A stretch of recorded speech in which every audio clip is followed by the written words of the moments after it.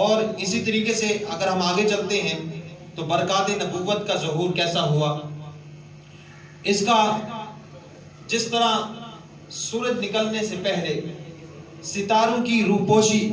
صبح صادق کی سفیدی، اب رسالت کے طلوع کا زمانہ قریب آ گیا، تو اطراف عالم میں بہت سے ایسے عجیب واقعات اور ساری کائنات کو جھنجھوڑ کر یہ بشارت دینے لگے کہ اب رسالت آفتاب اپنی پوری آب و تاب کے ساتھ طلوع ہونے والا ہے۔ چنانچہ اصحاب فیل کی ہلاکت کا واقعہ، ناگہاں ابر باران رحمت سے زرزمین کا ہو جانا، شاداب ہو جانا، اور برسوں کی خشک سالی دفع ہو کر پورے ملک میں خوشحالی کا دورہ ہو جانا، اور بتوں کا منہ کے بل گر پڑ جانا، اور اسی طریقے سے فارس کے مجوسیوں کی 1000 سال سے جلائی ہوئی آگ کا بجھ جانا، اور کسرا کے محل کا زلزلہ اور اس کے 14 کنگوروں کا منہدم ہو جانا، اور ہمدان اور کم کے درمیان 6 میل لمبے 6 میل چوڑے بحر ساوا کا یکا یک بالکل خشک ہو جانا، شام اور کوفہ کے درمیان وادی سماوا کی خشک ندی کا اچانک جاری ہو جانا، حضور علیہ السلام کی والدہ کے بدن سے ایک ایسے نور کا نکلنا جس سے بصرہ کے محل روشن ہو گئے، یہ سب واقعات اسی سلسلے کی کڑیاں ہیں جو حضور علیہ السلام کی تشریف آوری سے پہلے ہی مبشرات بن کر عالم کائنات میں یہ خوشخبری دینے لگی۔ مبارک ہو وہ شاہ پردے میں باہر آنے والا ہے، مبارک ہو وہ شاہ پردے سے باہر آنے والا ہے، گدائی کو زمانہ جس کے در پہ آنے والا ہے، گدائی کو زمانہ جس کے در پر آنے والا ہے۔ تو حضرات انبیاء کرام علیہ السلام سے قبل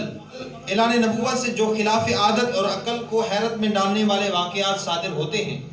یعنی انبیاء علیہ السلام کے اعلان نبوت سے پہلے جو واقعات صادر ہوتے ہیں تو ان کو ارہاس کرنا، ارہاس کہتے ہیں، شریعت کی اصطلاح میں ان کو ارہاس کہتے ہیں، اور یہی واقعات اگر اعلان نبوت کے بعد صادر ہوں تو ان کو معجزہ کہتے ہیں۔ ان کو کیا کہتے ہیں؟ معجزہ۔ تو اسی طریقے سے محدث ابو نعیم نے اپنی کتاب دلائل نبوت میں حضرت عبداللہ بن عباس رضی اللہ تعالی کی روایت سے اس حدیث کو بیان کیا ہے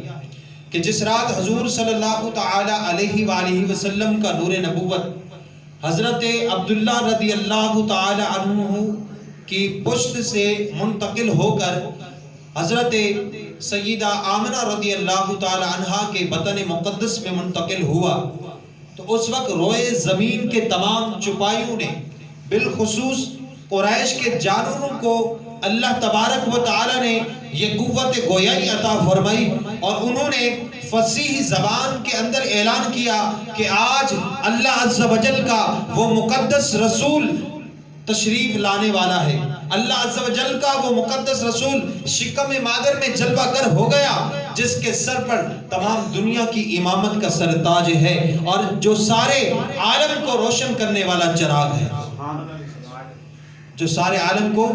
روشن کرنے والا چراغ ہے۔ مشرق کے جانوروں نے مغرب کے جانوروں کو خوشخبری سنائی،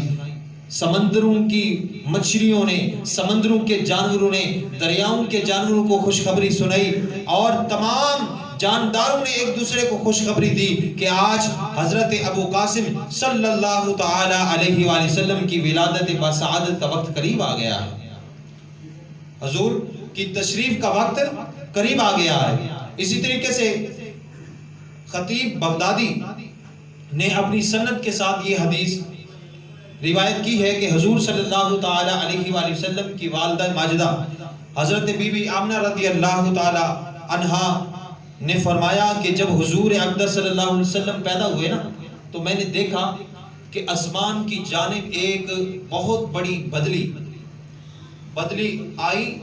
اور اس بدلی کی روشنی کے ساتھ گھوڑوں کے ہنہنانے اور پرندوں کے اڑنے اور انسانوں کی کچھ بولیاں مجھے محسوس ہونے لگی، اور میں نے دیکھا کہ حضور سید عالم صلی اللہ تعالی علیہ وسلم میرے سامنے سے اچانک غائب ہو گئے اور میں نے سنا کہ ایک اعلان کرنے والے نے اعلان کیا کہ آج حضور علیہ السلام کو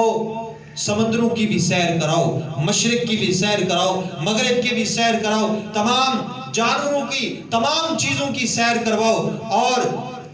تاکہ تمام کائنات کو ان کا حلیہ، ان کا نام، ان کی صفت معلوم ہو جائے اور انہیں ساری مخلوقات جان لیں، اور انہیں حضرت آدم علیہ السلام کی صورت، حضرت شیش علیہ السلام کی معرفت، حضرت نوح علیہ السلام کی شجاعت، حضرت ابراہیم علیہ السلام کی خلت، حضرت اسماعیل علیہ السلام کی زبان، حضرت اسحاق علیہ السلام کی رضا، حضرت صالح علیہ السلام کی فصاحت، حضرت لوط علیہ السلام کی حکمت، حضرت یعقوب علیہ السلام کی بشارت، حضرت موسیٰ علیہ السلام کی شدت، حضرت ایوب علیہ السلام کا صبر، حضرت یونس علیہ السلام کی طاعت، حضرت یوشع علیہ السلام کا جہاد، حضرت داؤد علیہ السلام کی آواز، حضرت دانیال علیہ السلام کی محبت، حضرت الیاس علیہ السلام کا وقار، حضرت یحییٰ علیہ السلام کی عصمت، اور حضرت عیسیٰ علیہ السلام کا ظاہر، ان کو عطا کر کے تمام پیغمبروں کے کمالات اور اخلاق حسنہ سے مزین کر دو۔ تمام پیغمبروں کے جو کمالات ہیں اور ان کے اخلاق حسنہ سے حضور کو مزین کر دو۔ اس کے بعد آپ فرماتی ہیں کہ وہ بادل چھٹ گئے، پھر میں نے دیکھا آپ ریشم کپڑے میں لپیٹے ہوئے ہیں، اور اس کپڑے سے پانی بھی ٹپک رہا ہے۔ اس کپڑے سے کیا ٹپک رہا ہے؟ اس کپڑے سے پانی ٹپک رہا ہے۔ اللہ اکبر۔ اور کوئی منادی، اعلان کرنے والا یہ اعلان کر رہا ہے کہ حضور علیہ السلام کو تمام دنیا کا اختیار دے دیا گیا، تمام دنیا پر قبضہ دے دیا گیا، اور کائنات عالم میں کوئی چیز باقی نہ رہی جو ان کے قبضہ اقتدار اور غلبہ اطاعت میں نہ ہو۔ اللہ اکبر۔ اب میں نے چہرے انور کو دیکھا۔ حضرت سیدہ آمنہ رضی اللہ تعالیٰ عنہ فرماتی ہیں میں نے جب چہرے کو دیکھا تو آپ کا چہرہ 14ویں کے چاند کی طرح چمک رہا تھا۔ آپ کا چہرہ 14ویں کے چاند کی طرح چمک رہا تھا، اور بدن سے پاکیزہ مشک کی خوشبو آ رہی تھی۔ اور پھر 3 شخص نظر آئے۔ کتنے شخص نظر آئے؟ 3 شخص نظر آئے۔ ایک کے ہاتھ میں چاندی کا برتن تھا، دوسرے کے ہاتھ میں سبز زمرد کا طشت، تیسرے کے ہاتھ میں ایک چمکدار انگوٹھی تھی۔ پھر اس انگوٹھی کو 7 مرتبہ اس نے دھویا، اور دھو کر حضور صلی اللہ تعالی علیہ وآلہ وسلم کے دونوں شان مبارک کے درمیان مہر نبوت لگا دی۔ اللہ اکبر۔ مہر نبوت لگا دی۔ پھر حضور علیہ السلام کو ریشمی کپڑے میں لپیٹ کر اٹھایا، اور ایک لمحے کے بعد مجھے سپرد